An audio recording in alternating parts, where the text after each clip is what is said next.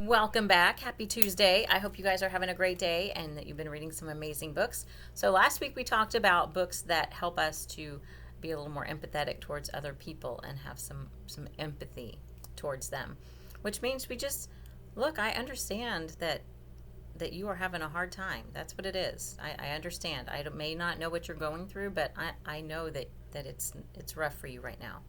And I think that we can show empathy just by being there for our friends, or even if we don't know people very well, just, letting them know that you're there to help with whatever they need help with.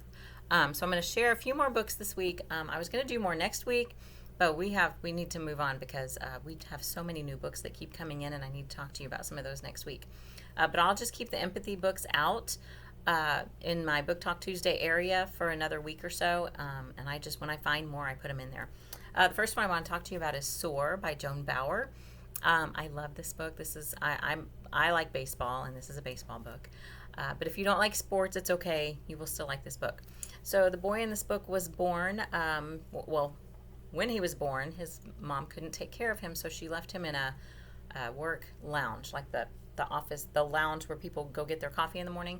And the man who happened to go in to make the coffee found him and decided he wanted to adopt this little boy. And so this boy grew up loving baseball. He just soaks in everything about baseball.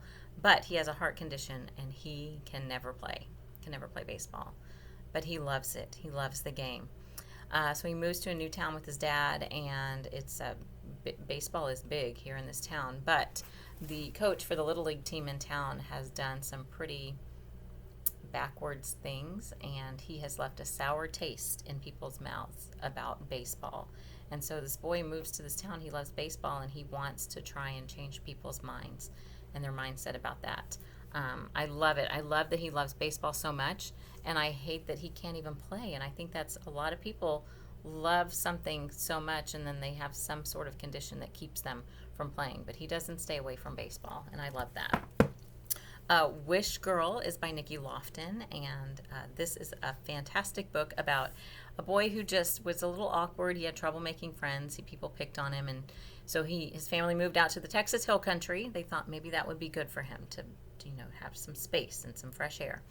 And so he met this girl just out in the valley, and she was a wish girl. She was with the Make-A-Wish Foundation. They had sent her to a camp out near his house. And she was out exploring, and he was out exploring, and he found out that in a couple of weeks she was going to get a cancer treatment that could leave her brain damaged. She didn't want the treatment. She didn't really even want to be at the camp. She wanted to just live. But as they were kind of out in the valley all the time and building that friendship and exploring, the valley tended to have other plans for them, and sometimes our wishes come true in very unexpected ways. Amazing book. All Rise for the Honorable Perry T. Cook is by Leslie Connor. She also wrote The Truth as Told by Mason Buttle, and my daughter's favorite book that Waiting for Normal. I think it's called Waiting for Normal. Madison loves that book. Anyway, this book, Perry, when he was born, his mom was in jail. She had been arrested for something, and she was in a minimum security jail. And the warden decided, everybody here is not dangerous. They're just here because they made a bad choice. So the warden let her keep the baby and raise the baby in jail. Well, a new district attorney comes along and is not going to have that. He said, this is a terrible idea. I don't know who okayed this, but we're not going to have this anymore. So he gets Perry out of the jail and finds him another home, which is not the home that Perry would have selected. And so I love that this is told from the point of view of Perry, so you can kind of all the questions that you have as you read the book, they're his questions too. You're wondering what's going on and what did his mom do and why can't he just stay there? It's an amazing story. And so he is in school and his mom is in jail. His dad is not around, and you find out what happens in this book. It's great. But Mason Buttle, the other one, is not here right now, but it is one of my all-time top favorite books. I just love Mason Buttle. I can talk to you about that when you come in. No Fixed Address. I haven't read this one. We got this one last year, and I've been wanting to read it, so I'm going to pick it up this summer, or if you guys aren't reading it, I might grab it during the school year. We were talking last week about Crenshaw and the Bridge home, about kids who are homeless. They don't have a place where they can be safe and sleep at night.